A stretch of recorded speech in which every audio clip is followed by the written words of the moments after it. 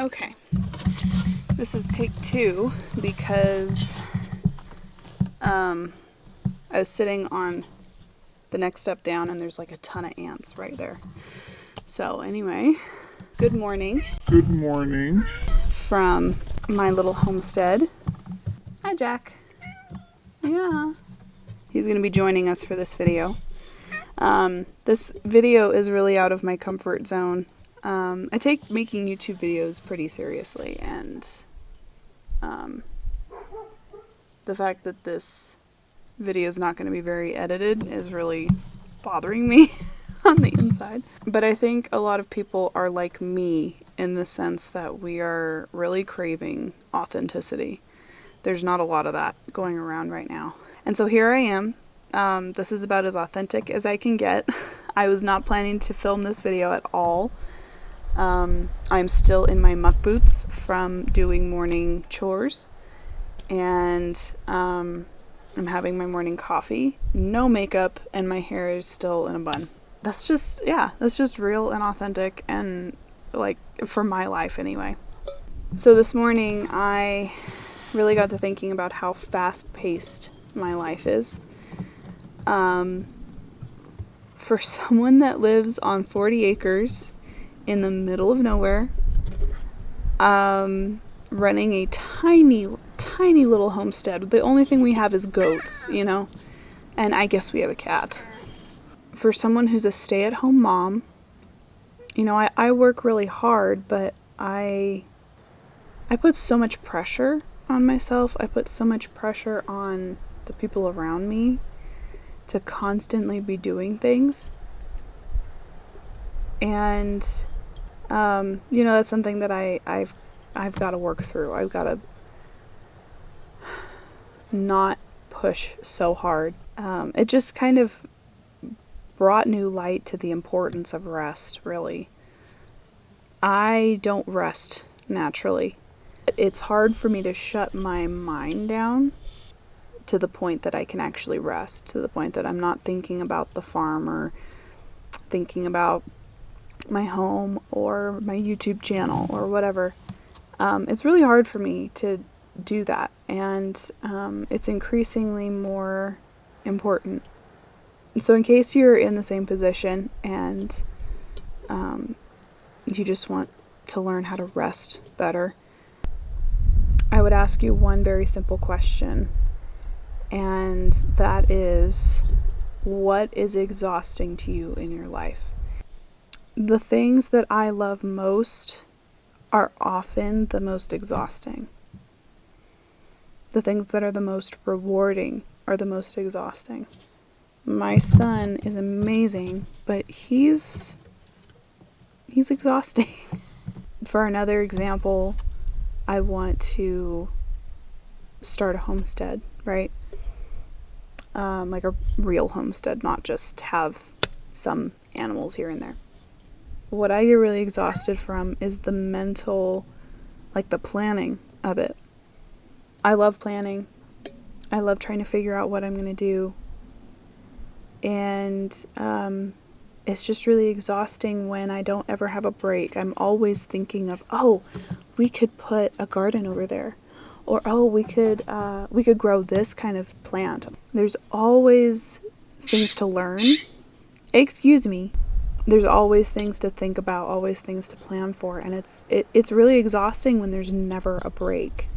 If I'm not taking a mental break, is it really rest?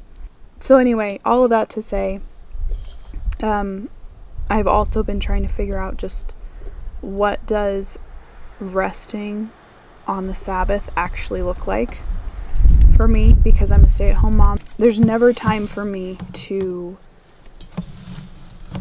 leave my job and go home, and that's okay. I'm so thankful and thrilled to be at home with my son, to have that ability. What does that even look like for me to rest on the Sabbath, to keep it holy? And so I guess just some things that I've been wanting to start implementing. I really want to make a no screens policy except for like maybe a movie or something on Sunday that we do together as a family. That would be restful. But doom scrolling is not restful. It's rot.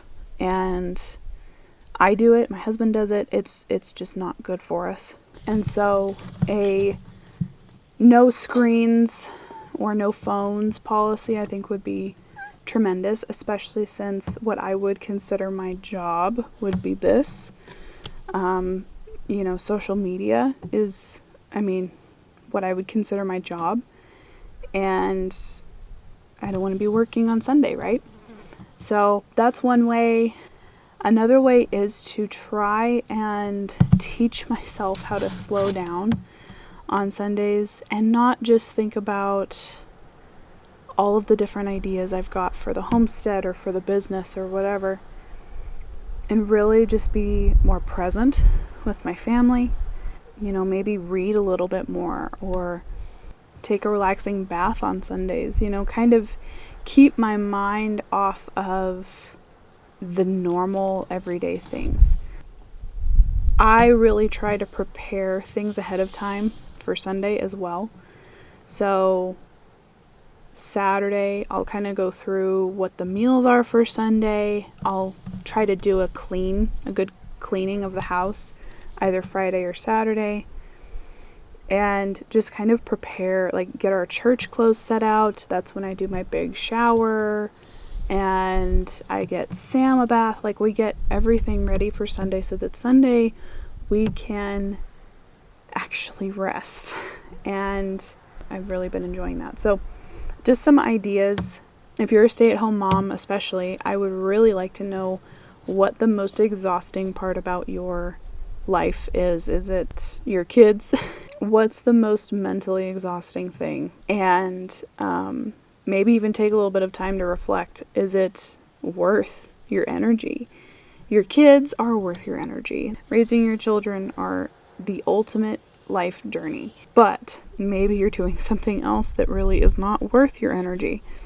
And if so, I'd love to know if you take time to reflect on that and what that actually is, because iron sharpens iron, and there might be something in my life that I would go, hey, that's a really good point.